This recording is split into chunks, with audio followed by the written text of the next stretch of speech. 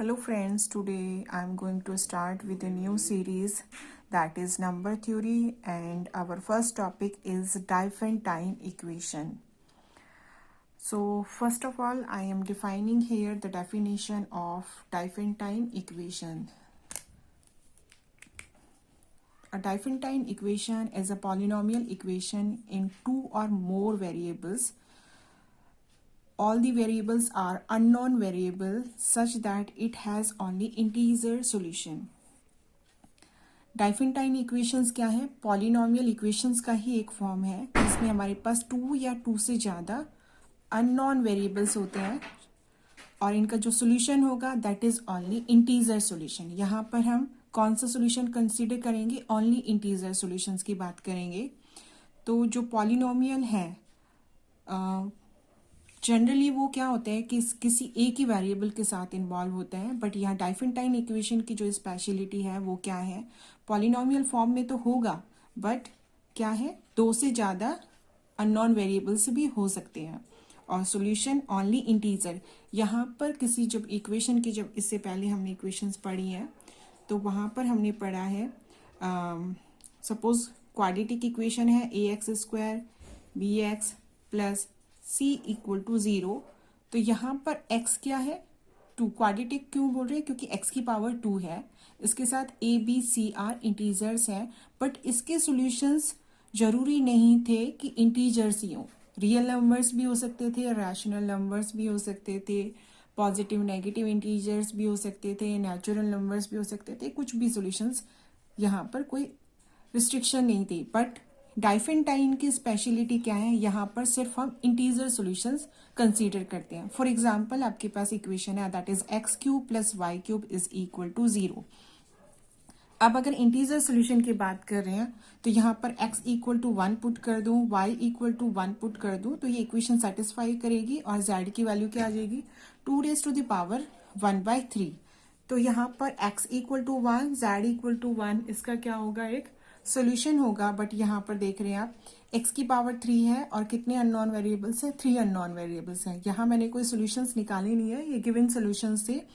x equal to 1, y equal to 1 and z which is equal to 2 raise to the power 1/3. यहाँ पर ये value integer value नहीं है.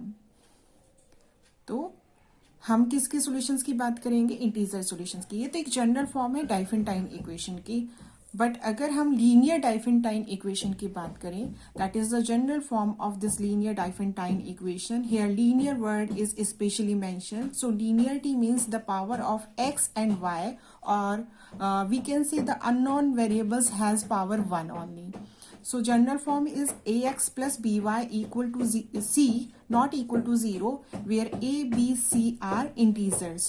Or this equation is called linear Diophantine equation with two unknowns x and y. तो यहाँ linear Diophantine equation की जो general form थी ax plus by plus equal to c, जहाँ पर a, b, c क्या है? इंटीजर्स है. और इनको क्या करेंगे हम? टू अननोन वेरिएबल्स x और y के साथ लीनियर डाइफेंटाइन इक्वेशन बोलेंगे. एग्जाम्पल्स देखते हैं लीनियर डाइफेंटाइन इक्वेशंस के. एग्जाम्पल्स क्या होंगे? Suppose 2x plus 3y equal to 7. Two unknown variables हैं तो यहाँ मैंने मेंशन किया है this is Diophantine equation with two unknown variables. And 4x plus 3y plus 2z equal to 8. So यहाँ पर 3 अननोन वेरिएबल्स हैं x, y and z. So this is Diophantine equation with linear Diophantine equation with 3 variables.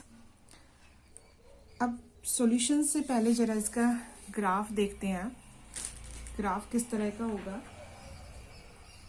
Suppose ये मेरा first equation थी 3x plus 2y this is equal to 6, and second equation थी 2x plus 4y equal to 3. ये मैंने 2 equations ले ली और इसको draw करके देखा. ग्राफ पर x और y में है, इजीली आप ड्रॉ कर सकते हो. ये मैंने कुछ रैंडम पॉइंट्स ले लिए कि सपोज ये इस इक्वेशन का ग्राफ कुछ इस तरह का था. मैंने इन जनरल वैसे ही लिया है कि कोई एक लाइन है जिसका ग्राफ ये है. जरूरी नहीं है कि ये पॉइंट्स यहाँ पर सेटिस्फाई करें, एक रैंडम पॉइंट्स लिए मैंने दिखाने के लिए. तो ये एक डार्क लाइन है, ये डॉटेड लाइन है. तो यहाँ मैं दिखाना चाह रही हूँ कि 0 and 4, 1 2, 1 - 2, तो these are the solutions, integer solutions हैं इस इक्वेशन के। वैसे आप चेक कर सकते हो x इक्वल टू 0 पर y की वैल्यू 3 होगी और इसी तरह y इक्वल टू 0 पर x की वैल्यू 2 होगी। तो यहाँ पर दो सॉल्यूशंस तो यही मिल गए और हम इस इक्वेशन के और भी सॉल्यूशंस निकाल सकते हैं। तो यहाँ पर डाइफेंटाइन इक्वेशन कहती है कि आपको सिर्फ इंटीजर सॉल्यूशंस ही कंसीडर करने हैं। तो फर्स्ट इक्वेशन के इंटीजर सॉल्यूशंस पॉसिबल थे तो हमने यहाँ पर इसको लाइन ड्रॉ करके दिखाया। बट अगर मेरी लाइन है 2x plus 4y equal to 3, तो ऐसा नहीं है कि इस इक्वेशन के सॉल्यूशंस नहीं होंगे, इस इक्वेशन के सॉल्यूशंस भी होंगे। बट इंटीजर सॉल्यूशंस की जो हम बात कर रहे हैं ऐसा कोई नहीं होगा। सपोज मैंने यहाँ पर x0 पुट किया तो y is 3/4, but 3/4 is not a integer number, this is the rational number. Again I put y equal to 0. Now the x is 3/2. Again this 3/2 is not a integer number. It is a rational number.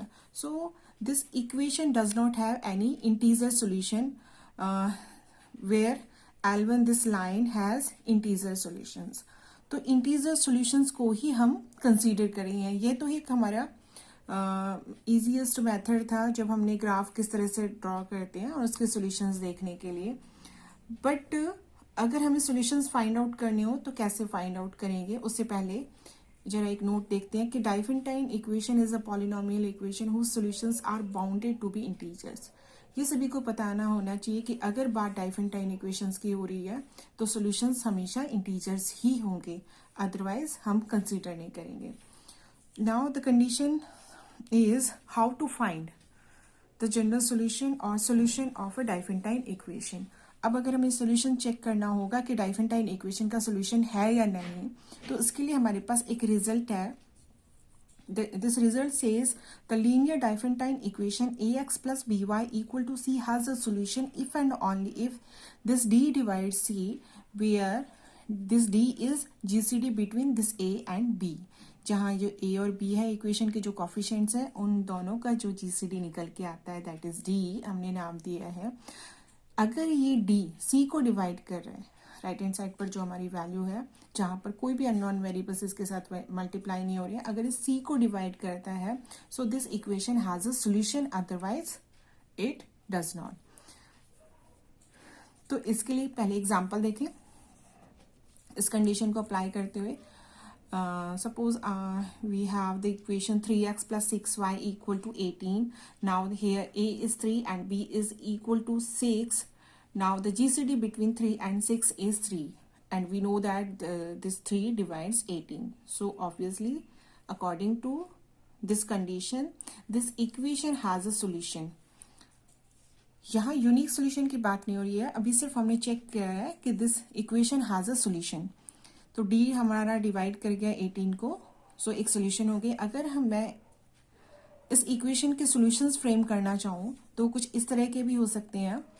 Just put करा के देख लें x और y की, तो x की value मैंने 2 ले ली, y की 2 ले ली, तो ये इस इक्वेशन को सेटिस्फाई कर रहा है। जब x 10 है y -2 है तो भी इस इक्वेशन को सेटिस्फाई कर रहा है। एंड 3 जब x 4 है और y 1 है तो भी इस इक्वेशन को सेटिस्फाई कर रहा है। तो यहाँ पर इससे हम एक और कंक्लूजन निकाल सकते हैं कि जो सॉल्यूशंस होंगे that is not unique this type equation, क्योंकि सिंगल इक्वेशन है, 2 अननोन वेरिएबल्स है, so it means this equation has infinite many solutions. क्योंकि एक भी सॉल्यूशन यूनिक नहीं है, कितनी टाइम्स हमने x और y की वैल्यूज क्या है डिफरेंट लिए, तो हर बार एक x और y की हमारे पास डिफरेंट सॉल्यूशन आ रहा है और मेरी इस इक्वेशन को सेटिस्फाई कर रहा है। Now the second example is 2x plus tan y equal to 17. Now this a is equal to 2 and b is equal to 10. Now find the GCD between this 2 and tan, that is 2, and we know that 2 does not divide 17. So according to this result, there does not exist any solution of this linear Diophantine equation. So क्योंकि यहाँ पर GCD divide नहीं कर रहा था this 17 को, so this equation does not has any integer solution. यहाँ हम इस लीनियर डाइफेंटाइन इक्वेशंस के इनफाइनाइट सॉल्यूशंस की बात करें उससे पहले जरा इस डाइफेंटाइन इक्वेशन का थोड़ी सी रिजल्ट्स और स्टडी करते हैं। ये मेरी जनरल फॉर्म थी A x plus B Y equal to C, जहां पर मैंने बताया ए बी सी क्या होंगे, इंटीजर्स होंगे और इसको लीनियर डाइफिनटाइन कहेंगे। अगर मैं कहूँ कि x naught and y naught be the solution of this linear diophantine equation, so obviously this solution does is satisfied this equation.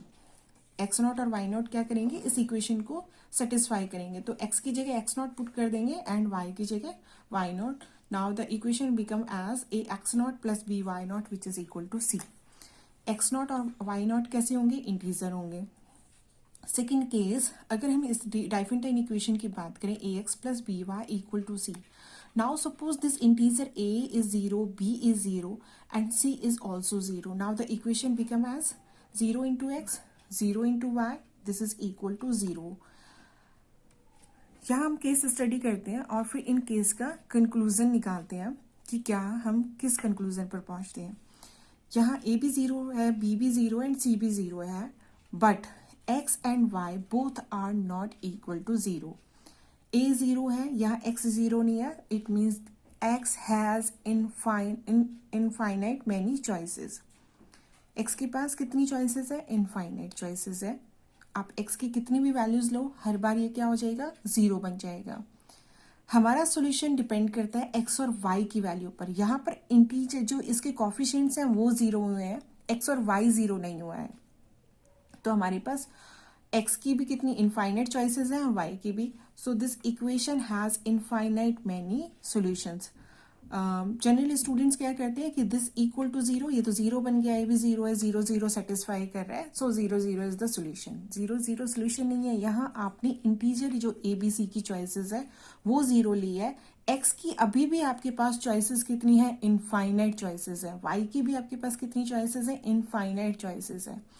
तो x और y की हमें फाइंड आउट करनी होती है, ना कि a और b की। यहाँ हम a और b, क्योंकि मेरे इंटीजर कुछ भी हो सकते थे, तो हमने केस स्टडी करना चाह रहे हैं कि जब मैं a b c तीनों को ही 0 ले लेती हूँ तब भी क्या है, this linear diophantine equation has infinite many solution. Now the next case is कि मैंने a और b को 0 लिया बट c को 0 नहीं लिया। अब a और b 0 है और c 0 नहीं है, तो 0 इंटू एक्स, 0 इंटू वाई। यहाँ पर x और y की अगेन आपके पास क्या है, कुछ भी वैल्यू ले लो, 0 के साथ मल्टीप्लाई करके 0 ये जाएगी। तो यहाँ पर 0 x और y की इनफाइनाइट चॉइसेस है, बट यहाँ पर रिस्ट्रिक्शन क्या हो गया कि राइट हैंड साइड पर c आपका क्या है, नॉन जीरो नंबर है। तो लेफ्ट हैंड साइड पर 0 एंड राइट हैंड साइड पर नॉन जीरो नंबर, तो हम इक्वल टू वाली केस कैसे पॉसिबल है। So it means this equation has no solution, क्योंकि 0 इक्वल टू समथिंग कोई नंबर लोगे, सी की वैल्यू कुछ लोगे, सपोज 2 ले लिया, तो उस केस में ये केस पॉसिबल ही नहीं है। तो this type equation has no solution जब हमारे पास क्या है, सी मेरा क्या है, नॉन जीरो नंबर है and a and b both are 0 number. अब क्या करते हैं, किसी एक ए को नॉन जीरो रखते हैं और बी को 0 रखते हैं। यहां मैंने सिर्फ एक ही केस लिखा है, यहां पर आप b is not equal to 0 और a इक्वल टू 0 भी लिख सकते हो, तो दोनों ही केस इसी में कवर हो जाएंगे। जब मैंने b को 0 लिया तो ax इक्वल टू c और x का क्या आ गया, एक सोल्यूशन आ गया, that is c by a। अब उस केस में c भले ही हमारा 0 हो चाहे नॉन जीरो हो, नॉन जीरो होगा तो एक हमारे पास सोल्यूशन आएगा, और अगर 0 होगा तो x इक्वल टू 0 एक सोल्यूशन आ जाएगा। तो यहाँ पर भी हमारे पास क्या आ गया, सोल्यूशन पॉसिबल हो गए। अभी तक हमने स्टडी में क्या नहीं किया है, जब दोनों ही 0 a और b क्या है, नॉन जीरो नंबर हो, तब हमारा सॉल्यूशन एग्जिस्ट करेगा या नहीं। क्वेश्चन क्या है हमारा, जब both a and b both are non zero, now the solution exist और not. Now our aim is find that pair x and y that satisfy this linear Diophantine equation. What we are finding here? We are finding here the value of x and y which satisfy the equation, Diophantine equation. अब उस pair को find out करने के लिए हमारे पास क्या है, एक थ्योरम है जिससे हम क्या है इजीली फाइंड आउट कर सकते हैं कि हमारे सॉल्यूशंस, इनफाइनाइट मेनी सॉल्यूशंस कैसे होंगे। This is the only theorem in this chapter. According to this theorem, prove that the linear Diophantine equation ax plus by equal to c where A, B, C are integers and both A, B are non-zero, then this equation has a solution if and only if this D, where D is the GCD of A and B divides C. ये अभी हमने condition पहले पढ़ी थी, अब ये theorem है. और अगर हमने एक सॉल्यूशंस x1 और y1 इस डाइफेंटाइन इक्वेशन के फाइंड आउट कर लिए is the one of the solution, then other solutions are given by this x equal to x1 plus b by d into t and y is equal to y1 minus a by d into t, where t be any arbitrary integer. इससे पहले अभी मैंने बताया कि linear Diophantine equations के आप solutions कैसे check करोगे. जीसीडी अगर डिवाइड करता है सी को, अब हमारे पास एक सॉल्यूशन आ गया तो इनफाइनाइट मैनी सॉल्यूशंस जो हम निकालते हैं वो कैसे होंगे, डिपेंड करेगा इस टी पर. या हम लिख सकते हैं x1 plus b by d into t and y के लिए y1 minus a by d into t, जहाँ पर टी में हम क्या ले रहे हैं, आर्बिट्रेरी इंटीजर. इसके साथ हम अदर सॉल्यूशंस फाइंड आउट कर सकते हैं. इस रिजल्ट को प्रूव करने के लिए हम अज्यूम करते हैं let a is not equal to 0 and p is not equal to 0, and let ax plus by is our Diophantine equation has a solution. Let's say this x naught and y naught, x naught और y naught इस linear Diophantine equation के क्या है, solutions हैं. If these are the solution, it means this solution satisfy our Diophantine equation, and put this x equal to x naught and y equal to y naught in Diophantine equation. Now this equation become as a x naught plus b y naught, which is equal to c. We know that we have a GCD. This D is a and b. Between a and b, the D represent as a GCD. If D is the GCD of A and B, this implies D divides A and D divides B. अगर कोई GCD होगा वो number क्या होगा, A को भी divide करेगा और B को भी डिवाइड करेगा. सपोज आपके पास 4 एंड 8 का आपने GCD निकाला तो 4 GCD आएगा. 4 जो आया आपको इस नंबर A को भी डिवाइड कर रहा है एंड 8 को भी डिवाइड कर रहा है. तो GCD जो नंबर होता है वो दोनों नंबर्स को डिवाइड करता है. तो इससे हम लिख सकते हैं this implies D divides A, D divides B. अगर A को और B को डिवाइड कर रहा है तो इसके साथ हम कोई भी स्केलर मल्टीप्लाई करते हैं, कोई भी नंबर इससे मल्टीप्लाई करें तो हमने x नॉट इससे मल्टीप्लाई कर दिया और b यहाँ पर y नॉट. तो a x नॉट अगर a को ही डिवाइड कर रहा है तो a x नॉट को भी डिवाइड करेगा, यहाँ b को डिवाइड कर रहा है तो b y नॉट को भी डिवाइड करेगा. तो मैं लिख सकती हूँ कि if d is the GCD between a and b, this result implies D divides A and D divides B. If this D divides A, D divides B, this implies D divide ax naught and D also divides B y naught. इन दोनों को divide करा है, इन दोनों के linear combination के सम को भी divide करेगा और इनके डिफरेंस को भी डिवाइड करेगा. ये डिवीजन का रूल है. तो this D divides ax naught plus B y naught. अब अगर यहाँ से आप देखोगे तो ax naught and b y naught is what, ये क्या है, c के इक्वल है. तो यहाँ से लिख दिया this implies d divides c.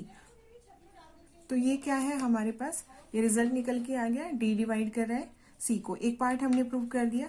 Converse part की बात करें, what will be the converse part. This convert part से कि हमने अज्यूम कर लिया this D divide C. What this implies, C which is equal to D into L, where L is some integer. अगर D इसको C को divide कर रहा है तो C को एज ए लीनियर कॉम्बिनेशन हम लिख सकते हैं D into some other integer.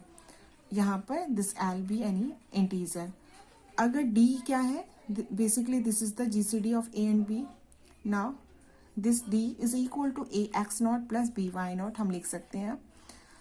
ये क्या है, लीनियर कॉम्बिनेशन, क्योंकि हम किसी भी GCD को इस फॉर्म में लीनियर फॉर्म में लिख सकते हैं. A x naught plus B y naught for some x naught और y naught be the integer. अब जरा ये D क्या है यहाँ इसमें पुट करें. So this equation become as C which is equal to a x naught plus B y naught into L.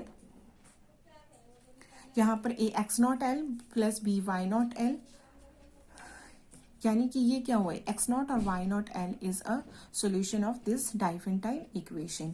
तो यही पार्ट हमें प्रूव करना था कि अगर डी डिवाइड कर रहा है सी को तो हमारे पास सोल्यूशन होगा एक्स नॉट और वाई नॉट। अगर यहाँ पर हमारे पास क्या है, इसकी जगह क्या आ गया, ए एक्स नॉट एल आया है, तो एक्स नॉट एल एंड वाई नॉट एल बी द पॉइंट और this solution of this diophantine equation. अब हमारा सेकंड पार्ट क्या है, अगर ये मेरे सॉल्यूशंस आ गए, ये हमारे कोई पॉइंट्स आ गए x1 और y1 इज द सॉल्यूशन, तो अदर सॉल्यूशंस हम कैसे फाइंड आउट करेंगे।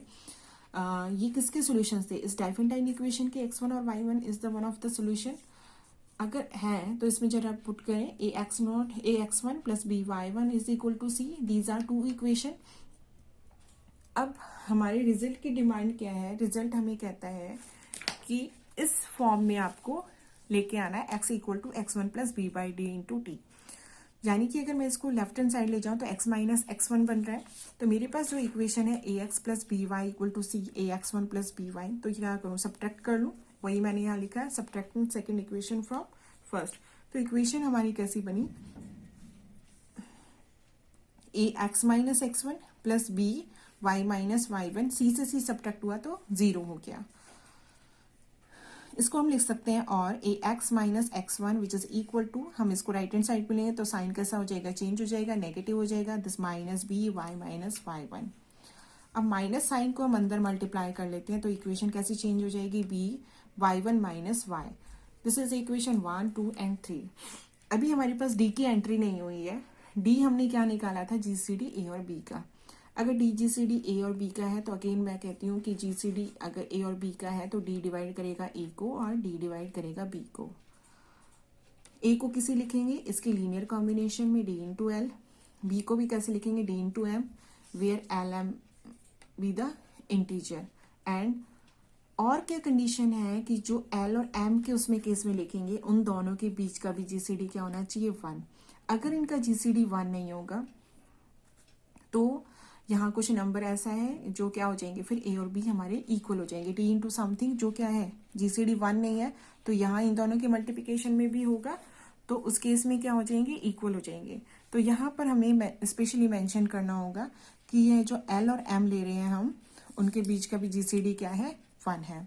इक्वेशन 3 से अगर हम देखें अब तो ए की जगह मैंने डी एल पुट कर दिया है x minus x one, b की जगह मैंने डी एम पुट कर दिया है वाई वन माइनस वाई। अभी इक्वेशन क्या बनी, एल।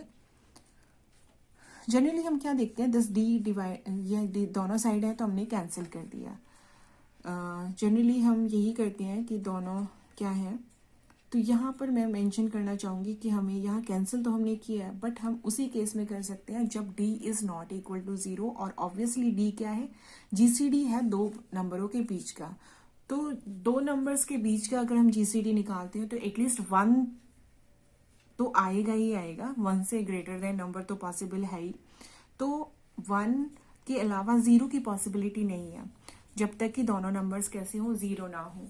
तो ऑब्वियसली ए और बी तो हमने नॉन जीरो लिए हैं तो हमारे यहाँ पर डी की केस पॉसिबल ही नहीं है कि क्या हो, 0 है।